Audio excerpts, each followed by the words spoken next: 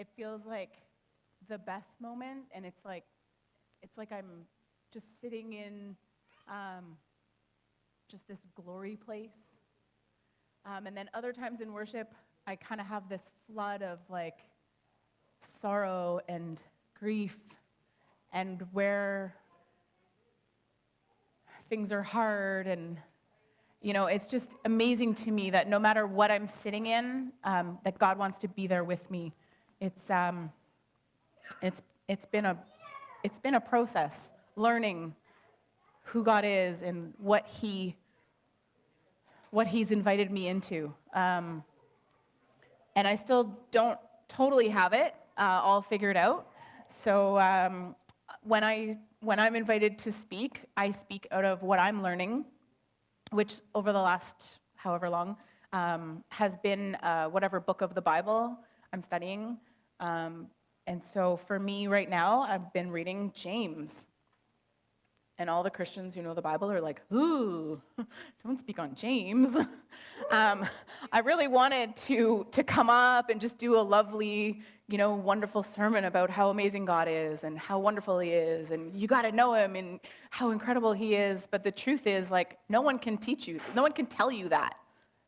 Or people can tell you that. People can tell you that for years and years and years. This is who God is. This is who God is.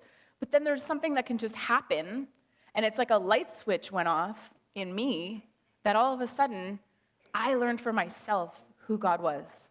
All of a sudden it's like this light switch just went off and God became real to me. And I all of a sudden started to experience God in my own life for myself. It wasn't about what other people said. It wasn't about what a pastor said from the front. So I hope and pray that that worship kind of drew you in and kind of brought you in to more of that, of who God is and what He has for you. I want to talk to you about trust. And this started with worship and prayer, which we do every second Wednesday. John was talking about worship and prayer. I really want to come up with a way cooler name. I think that's a terrible name, only because it's just like, oh, worship and prayer. Yeah, so normal. Isn't that what they do at church? Yay, it's another Sunday. There's got to be a cooler name, because the actual evening is my literal favorite thing right now. It's actually my favorite thing in my entire life of all the things that we do, and we do some kind of fun, cool stuff, in my opinion. I'm biased, I know, but we do some fun, cool stuff. But worship and prayer is every second Wednesday, and John picks some songs that we play off an iPod, and so in between the songs, it's us reflecting for ourselves, what does that even mean for me? What is And so during worship and prayer, I don't know how long ago,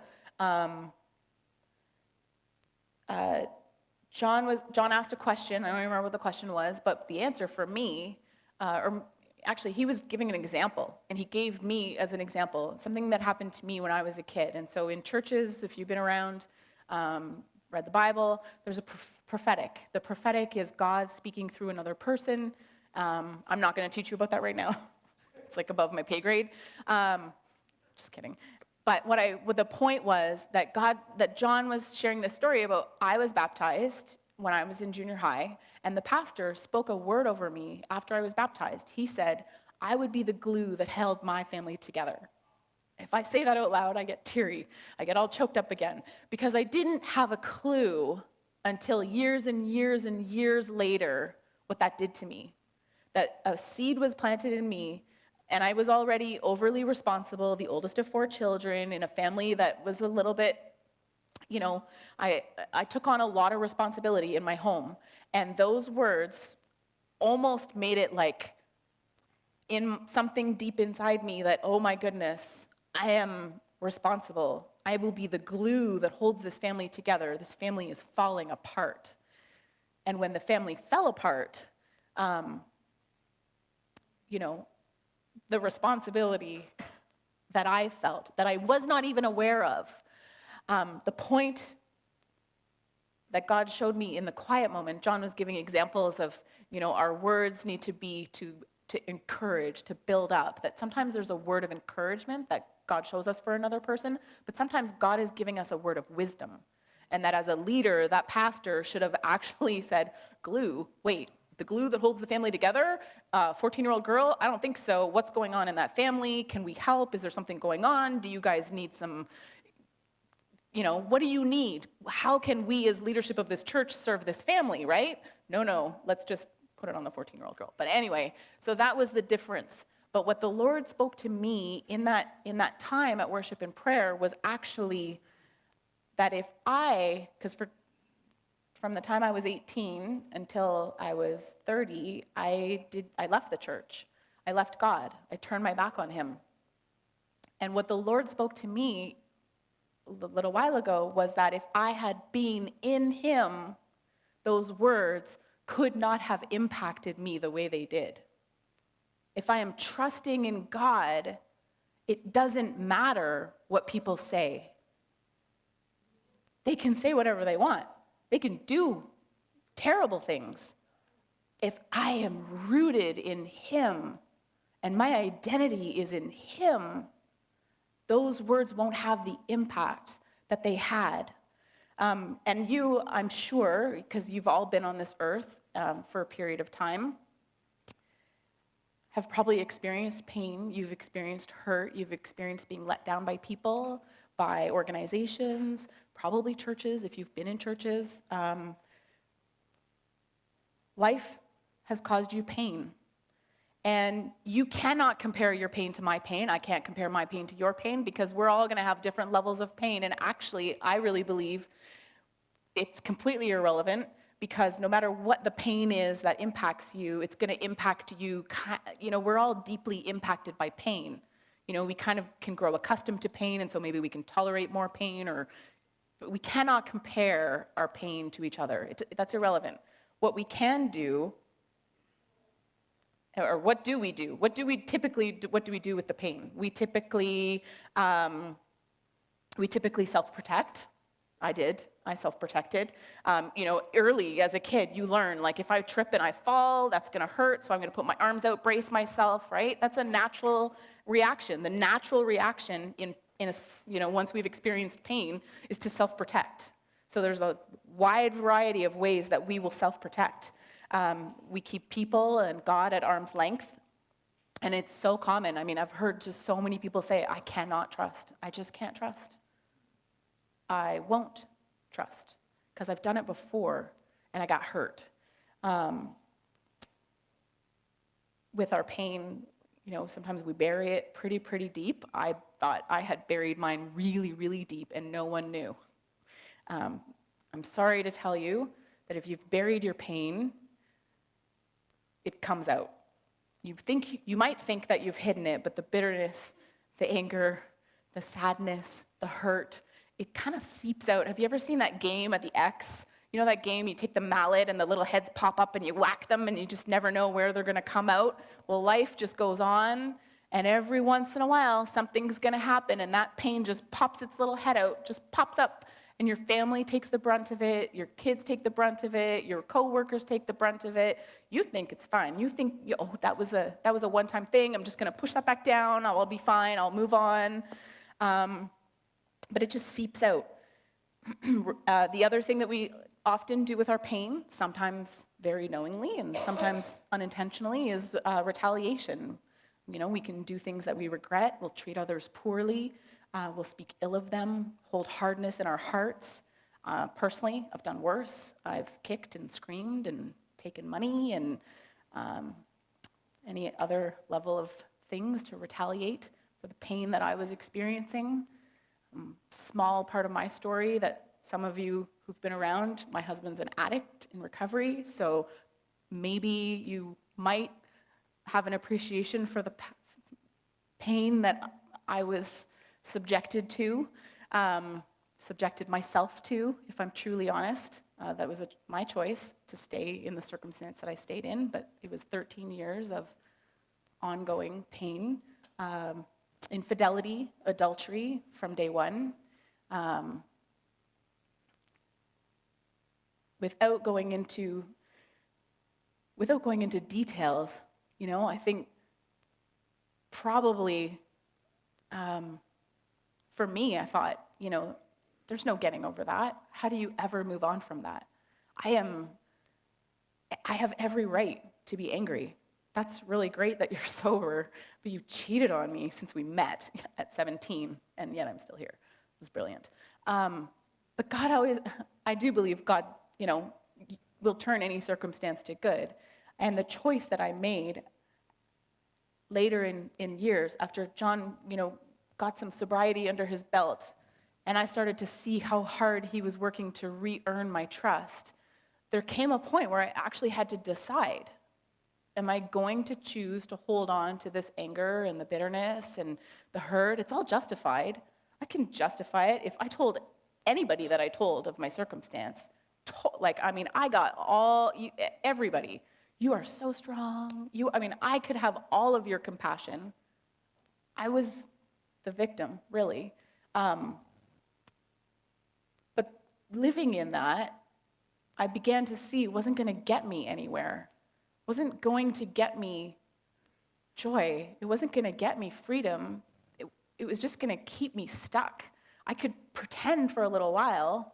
It's like the game was on pause, and then all of a sudden, just this thing would root its little head up, and I'd whack it down with my mallet, thinking, oh, nobody saw that. No one saw that, right? I'm serving in the church now. I'm volunteering. I'm doing all these great, lovely, wonderful things, and I could keep it going for so long, and then just this ugly thing would root its head, and I could dismiss it. Oh, that wasn't me. That's just an anomaly. And John was working so hard to earn my trust. And it's kind of hard to navigate, does he actually deserve my trust? All these things go through my head until the moment that I realized that I actually, in the Bible, was not instructed to trust John. The Bible never instructed me to trust John, or you, or my church. That was not God's instruction. God's instruction was to trust him. That he would be my protector, that he would be my guide, that if everything changed and sobriety falls apart, I can be okay in him. The Bible actually specifically tells us in Isaiah 2:22, do not put your trust in mere humans. They are as frail as breath. What good are they?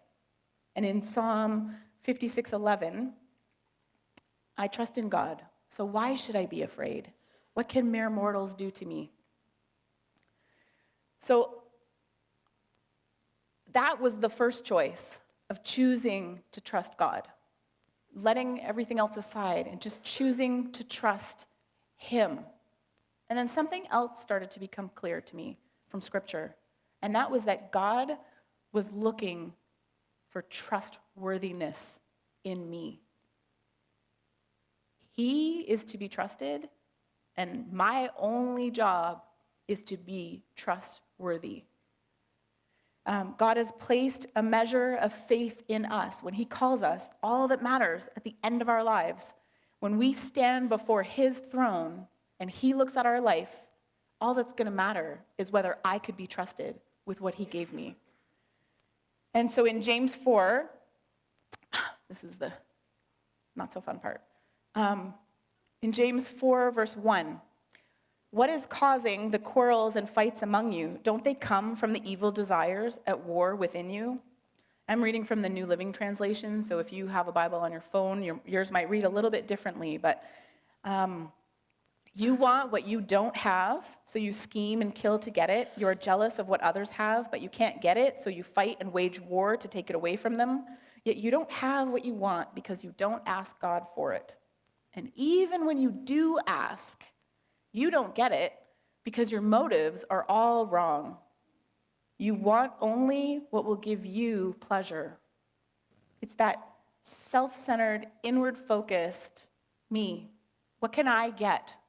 When I walk into a room, am I walking into a room looking for what you can give me? Or am I walking into a room looking to give? To be trusted, to be trustworthy. I remember a time It's kind of a small example, but I remember a time early in our recovery where we were fighting so much. We were bickering. It was super irritating. If you've ever heard us bicker, we're not super good at hiding it. It doesn't happen that often anymore, but we're not into hiding things. So, if it happens, it's going to happen in front of you. And so if you spend time with us, you're going to hear it, and it's unpleasant. And I remember early on when we were trying to get over this thing, I remember stopping and saying, just let him hear Jesus. Just let him hear Jesus. Let him see in my heart. Please let him see that I love him. And please let him hear Jesus. I don't want him to, it just felt like everything was being misunderstood and that all this ugly was coming out of me. And I just wanted to reflect Jesus. And so I remember just shutting my mouth. Just let him hear Jesus. And then I would try to say whatever I was going to say. I don't know how long that lasted, but I felt like it made a big change because it became less about what I had to say. And you need to hear my voice, and I'm going to make a point. It became, okay, God, Jesus.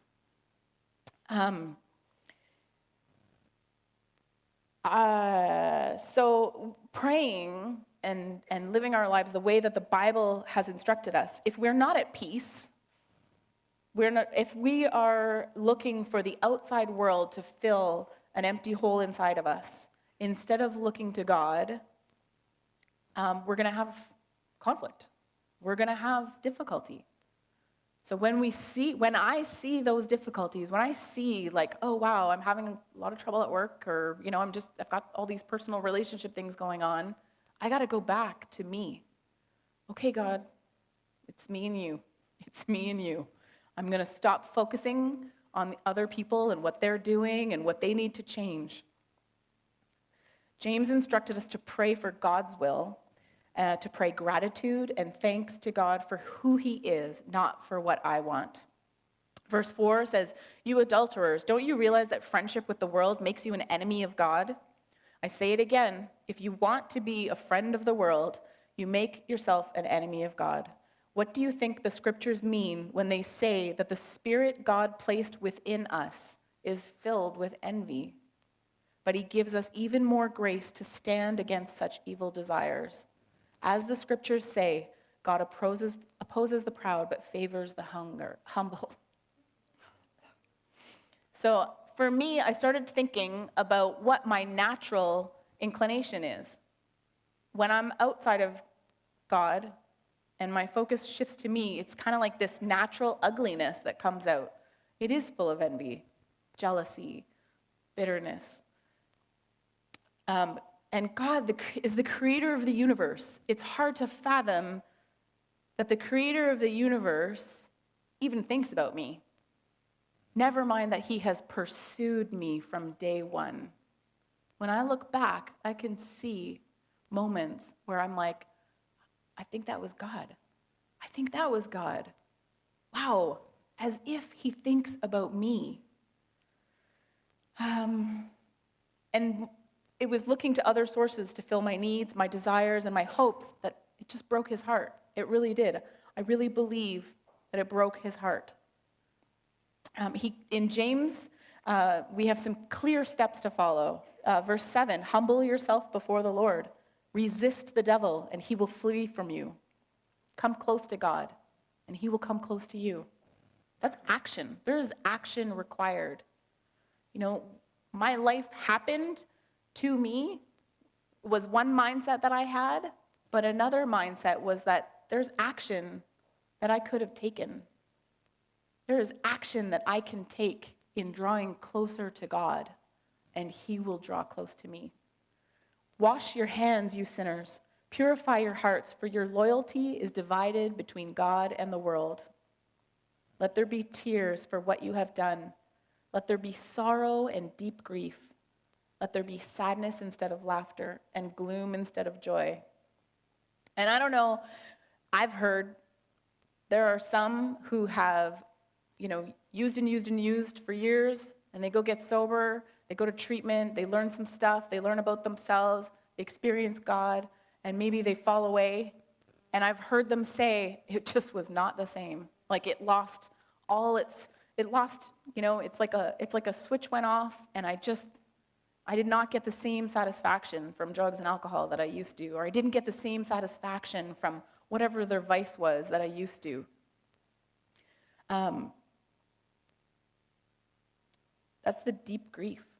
It's a continuing process. Continue the action. Continue to humble ourselves before the Lord, verse 10, and he will lift you up in honor.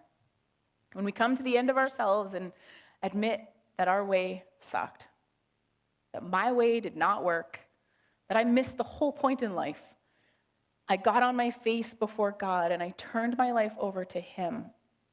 And I said, God, I am so sorry for being so irritable, for being selfish, for pushing others aside, for just looking for what I could get. Sorry. I took that step of turning my focus onto God and making him the priority of my life. And he gives grace. He gave undeserved favor. I was honestly washed clean.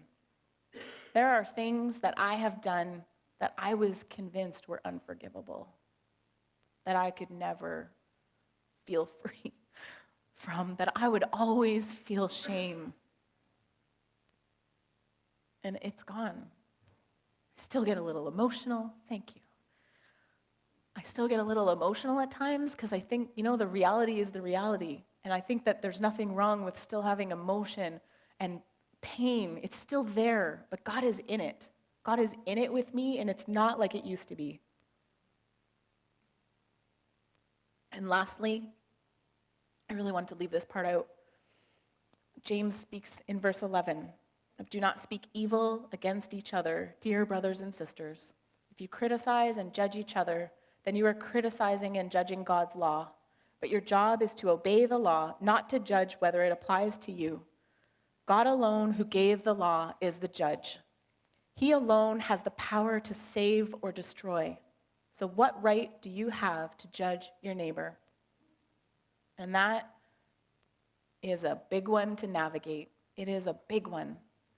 And I feel like lately I am just constantly repenting, constantly going on my face before God. You are judge. I am not. There's only going to be one judge in the end. And we are all going to be accountable before God and God alone. So these are his instructions. Does God promise that we're going to be able to trust everyone around us? I wish I had a lot more time to talk about how we could be trustworthy. I think that's going to be my next. How do I be trustworthy? Right? It's been my goal. I want to be trustworthy to God and to you, to this community, to Union City Church. And that's been something that we've been walking out for the last 10 years, especially the last 3 years. The earlier chapter in James really cautions us, if you are a teacher, you are going to be more highly judged. And that's a scary thing. And yet, God has grace and God has mercy. He has invited each of us, he's invited each of us. He says, if you love me, obey my command. Love the Lord your God is his command. He promises he alone is worthy of our trust, and he asks us to be trustworthy. So I'm going to invite us into communion. We have been washed clean by the sacrifice that Jesus made on the cross. And so as a symbol of his sacrifice, we take part as followers of him. We take part in communion. So the bread represents his body broken, and the blood represents the blood that he shed for us to wash us clean. I have a gluten-free option also, separate. So if you can honestly say, God, I love you, and I confess that there are some ways that I have not trusted you, but that I want to trust you. And he invites us to confess and to receive. It's as simple as that. And I invite us to ask ourselves where we have been untrusting and self-protecting.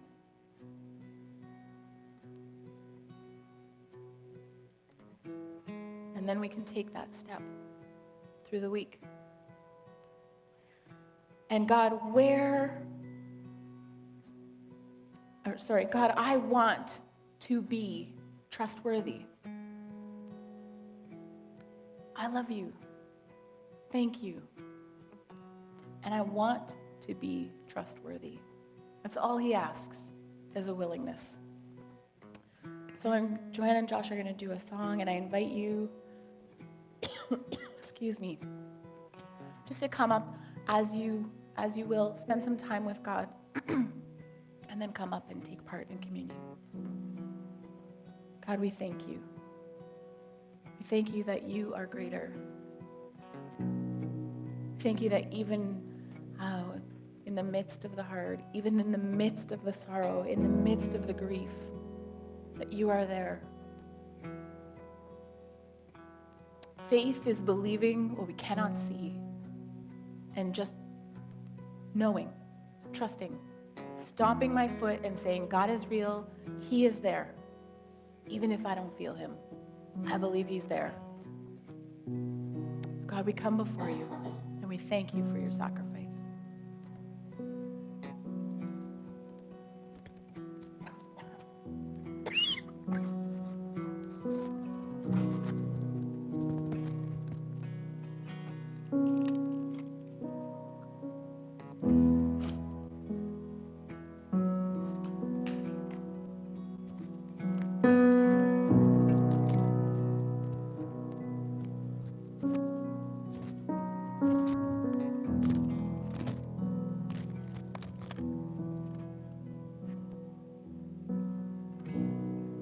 There's nothing worth more that will ever come close.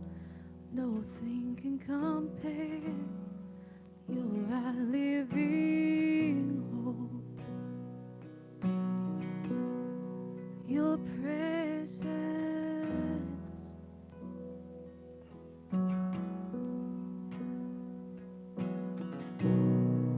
I've tasted and seen of the sweetest of loves, when my heart becomes free and my shame is undone.